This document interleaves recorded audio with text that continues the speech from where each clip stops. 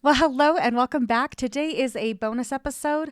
I have some things to say that I just don't think can wait. And so I am recording here on a Sunday morning, and I plan to push this out later today because there's a lot that's on my mind right now. And I'm assuming there's probably a lot on your mind as well. Now, first, I do want to acknowledge that yes, I have some big feelings I'm going to be sharing today. And also, by way of a trigger warning, I am going to be talking a little bit about the current political climate, and I just want to get that out of the way. So, if you are currently in a position where hearing anything about politics is too overwhelming for you, I know I work with a lot of empaths and highly sensitive people, and that can be hard. So, if you need to skip this episode, I 100% understand. It's totally okay. I do intend to end on a hopeful note, but I wanted to give you an opportunity to opt in or opt out, depending on where you are currently emotionally at. And wherever you're at, that's okay. Okay? I'm not offended if you need to skip. There are many people struggling in the US right now. And since I have a decent number of listeners outside of the US, I'm going to give a very brief rundown. Of course, there's so many things I could be talking about. I'm only going to be talking about a few, but here's a very brief rundown. Currently, the US government is shut down, meaning that a budget has not yet been passed. And that means that currently there are approximately 670,000 federal employees that are furloughed. That means they're not going into work and they're not getting paid, and they won't be for the foreseeable future. Additionally, there are 730,000 federal employees that are currently being asked to work, but they're not receiving pay. And while historically these employees have received back pay once the government's up and running again, when asked about it, then leadership has said, well, it depends on who we're talking about as to if they're going to receive back pay or not. And that's creating a lot of fear and uncertainty. As an extension of this shutdown, many people are experiencing food insecurity. Not only the federally employed families that are not currently receiving a paycheck, but also those who are on SNAP benefits and receiving supplemental nutrition from the government. Never before has any administration withheld funds from this program, not even during a shutdown. So everything that we're currently experiencing right now is unprecedented. And as you know, I work with the highly sensitive people and the empaths. And this population is being very significantly impacted right now. Even if it doesn't impact them directly, they feel the weight of it. This last September, I attended a women's retreat. And honestly, for me, it was perfect timing to go because I do get sucked into the news. I do get overwhelmed. And for me, the most healing part was just being unplugged for a few days. And while I was at this retreat, I was talking with somebody and I was telling them how much I've just been thoroughly enjoying having one-on-one conversations with people, being unplugged, how amazing that's been for me. And she made the comment that, yeah, I've really been enjoying these one-on-one conversations too. And also, they're just making me so tired. And that kind of led into a conversation where we were talking about the macro and the micro experience. That right now we're experiencing so many things on the macro level. We're experiencing so many things as a country, so many things as a world, that can feel so overwhelming. And how that really changes and shifts our micro experience. And so, yeah, of course you're going to be tired when you're still trying to process everything that's happening on the macro level, especially if you're an empath and you're feeling it in your body. And it's going to shift how you engage in your one-on-one conversations. It's so interesting how those contribute to each other. So on the macro level here in the United States, we are experiencing more division than I've ever seen before in my life. There is so much othering that is happening right now. And it seems like everybody is looking for somebody to blame. So whether it's Republicans, Democrats, remote workers, federal employees, members of the LGBTQ plus community, or the immigrant community, we're seeing so much division right now and so much blaming. So I'll be honest with you, as I listened to the episode that dropped this last Thursday on anger, it was a really interesting experience for me because to be honest, I recorded that episode months ago. I had been recording a bunch of episodes to get them all scheduled out because I was planning to have surgery. The surgery didn't happen. I ended up having COVID instead. So that's been rescheduled for January. But I had recorded this episode at a different time on anger. And honestly, as I was listening to it, I thought, oh, it sounds a little out of touch. People have a lot to be angry about right now. People are hungry right now. They're experiencing fear and uncertainty. And that's definitely going to be impacting not only their experience with anger, fear, insecurity, but it's going to be impacting how it is that I want to talk about those things. So yeah, I do still plan to drop part 2 on Thursday, but I really wanted to create this episode to just kind of address that people are really experiencing a lot right now. So backing up a tiny bit to this conversation that I was having with this new friend of mine, as we were talking about the macro experience that we're all having as a collective, she shared with me a little bit about her micro experience. She has a daughter who is attending UVU, and that is the college where Charlie Kirk was killed. And while her daughter was not at the event, she had friends who were. And their individual experiences, honestly, they sounded terrifying. And I will not be sharing them here out of respect for those families, but I will share one thing that really stood out to me. For those of us that were watching all of this happen on the news, we all knew. It was in the beginning headline that one shot was fired, right? One shot fired. But those that were in attendance, they had no idea how many shots would be fired or who the intended target was. They were scared. And honestly, rightly so. Because here in the US, we're currently experiencing more than one mass shooting per day. In fact, as of today, November 2nd, there have been 359 mass shootings in 2025 here in the US. So their fear is very real. It's very valid. And so there's the fear and the experience of everybody that was there at the event, and their fear and experience is very valid. And then there was the experience of my friend's daughter who was experiencing secondhand trauma, hearing about her friend's experience. And then that trickles down to mom, where now mom is also feeling traumatized, hearing about her daughter's friend's experiences. It really seems to have this big trickle down effect. So there's a significant amount of emotion going on right now.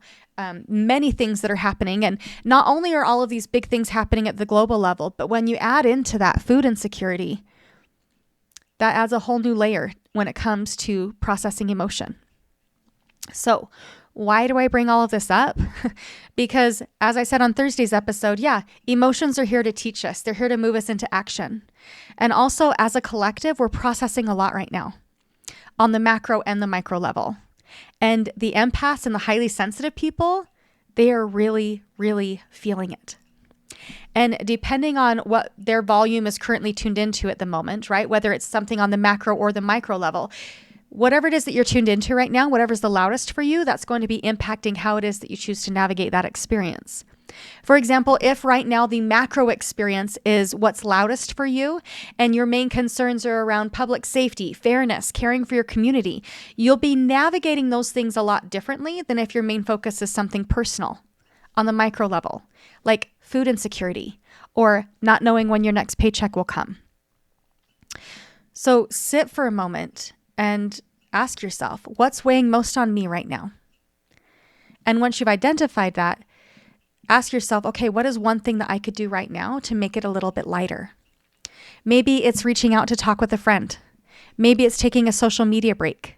Maybe it's helping somebody in need. But pick one small act, and it's amazing to see how these small things really can create significant shift.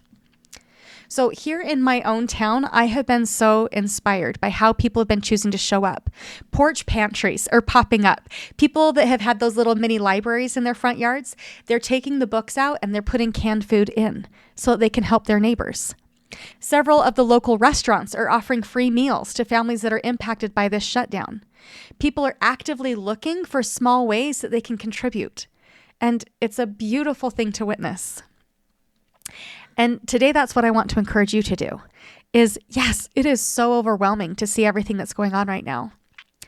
And honestly, it's because I know how overwhelming it can be. That's why I haven't talked much about politics on here. I know that I often need a safe place to talk about things that aren't politics because it can be so all-consuming. But I think it's time that I start to speak up more about this, and not to just raise more noise or to blame, but to remind us that no matter where it is that we fall politically, most of us want the same thing. We're all seeking to have safety and stability and a sense of community and belonging. I have learned that for me, when I'm feeling overwhelmed by all the things that are going on in the world, then one thing that really helps me is shifting my focus to a micro experience. So when I'm experiencing the weight of the macro, that can be so overwhelming. And of course, I'm going to feel like things are out of my control because they are. But shifting it to something that is in my control by bringing it back to a little micro experience, then it really helps to shift things for me.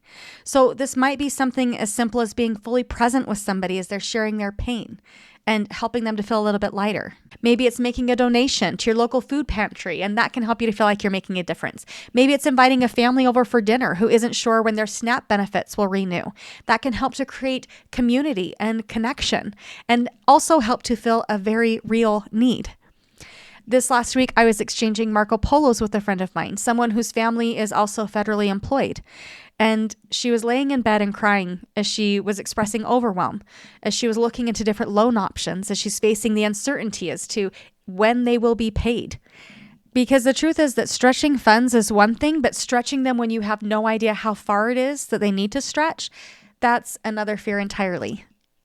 And as I listened, then I recognized that, boy, it does feel like a lot. Like this can feel like a lot because I don't know what to say in that situation. I don't know how to help her. I can listen, but I can't personally change her financial situation. So yeah, it can feel like a lot. And honestly, I felt a little bit helpless in that conversation. So I listened and I loved. And when we were done talking, she said, you know what? Just having somebody just be with me and listen has helped me to feel so much better. Thank you. And hearing that also helped me to feel a little bit better. So what I want to encourage you to do today is, if you're feeling overwhelmed, I want you to see if you can identify one small thing that you could do that might have a positive impact on the world, and then do it. Serving other people really can be an amazing way to regulate your own emotions. It helps us to shift from fear and overwhelm into love and hope, because we're actually helping to create that love and hope and create that change. My husband is one of those who is federally employed, meaning that he hasn't received a paycheck in nearly a month now. And don't worry, we're doing okay. And also, I know that not everyone is. And yes, more than likely we will all get back pay. But groceries cannot be bought on a promissory note, and mortgages can't be paid. And that creates a lot of fear and uncertainty for many people right now. And that fear and uncertainty that people are experiencing on the micro level, it does make it a lot harder to navigate that fear and uncertainty that we're all experiencing on the macro level. It makes it a lot harder to process what's happening globally. And as I've been thinking about what it is that I could do personally, then this is what I've come up with.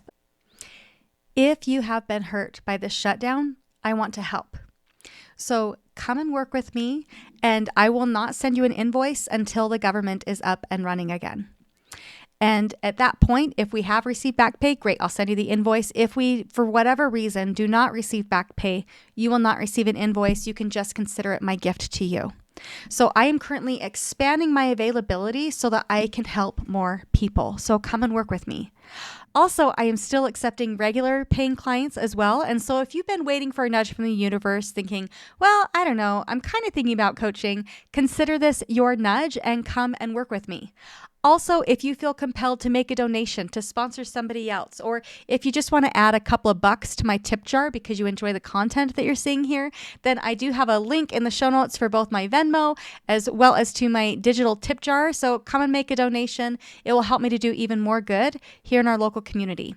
So you can email me at MaryAnn@MaryAnnWalker.life to apply to work with me. Come to my website, MaryAnnWalker.life, but come and work with me. Let me know what kind of support you're needing, and let's start working together.